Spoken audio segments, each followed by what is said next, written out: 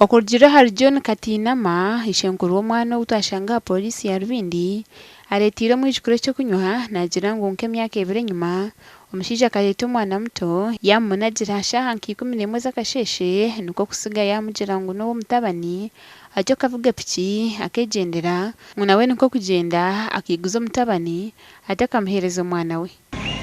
kandi ibindera zaguma zigira kinzi bandi unawo mukazi n'uwo nakama byakaci amurita kuna bomu bakweta na nkobu bye atamtara bombura babahiriza ibyo kujyagamini dugumana yindi Oguna jambwe chiwendiza kwita omwana ogu no butarya mwakuba mutabani no mukazi we tubaruka umufaho indibire y'umwana niyo mbitakuri Wishe w'omwana ogu Robert Tumwebaze obutwashanga komerwe yatugira ngina w'omwana ogu owamanyanka Mauda Kenema akamunagera aino mwaka gume ate yamirwe nso bwa hati nadeberwa mukisha urya kamanyina kamuteka kuri niwahina abenta kumanya hatukiyarwire yarwire babona kumundete nuko natandikiye ni mutwara umwirwa so kuwa babuze bajyango kibaritira umwana ubakanjirangu twara umwana nyumbe muraguriza tarayine kiyayinjira kurigira omu investigation zitu nka polisi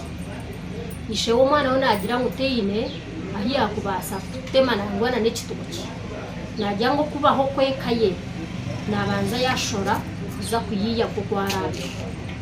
konkito nka polisi kitutangarize nicyo ubwo mushija ayino mukazo wakutura nawo mukazi we bina abana bashatu kandi bono barebeka gite bakusha no mwerero ekiri kumanyisa ngo mwerero gunatekwa kuba natunga natocha kurigira aharumukishe abo kuba bana abo mukazi bo bariji ASP Betungura OC Rubindi Police Station yajimiro cy'abazira butakwataje bana babo tumwibiro mushango gubeta ni child abuse narshi okunagajura ubuvunanizi bwo bushemeye ngo muzire kureba ngo yahisa mwana byitagwe ibyo kandi shabuza muna no kucondoza kayire kikwerawe tuza kugitwara umuhabero wa government akabare cyo gukora Gashakwa Evans Tarimo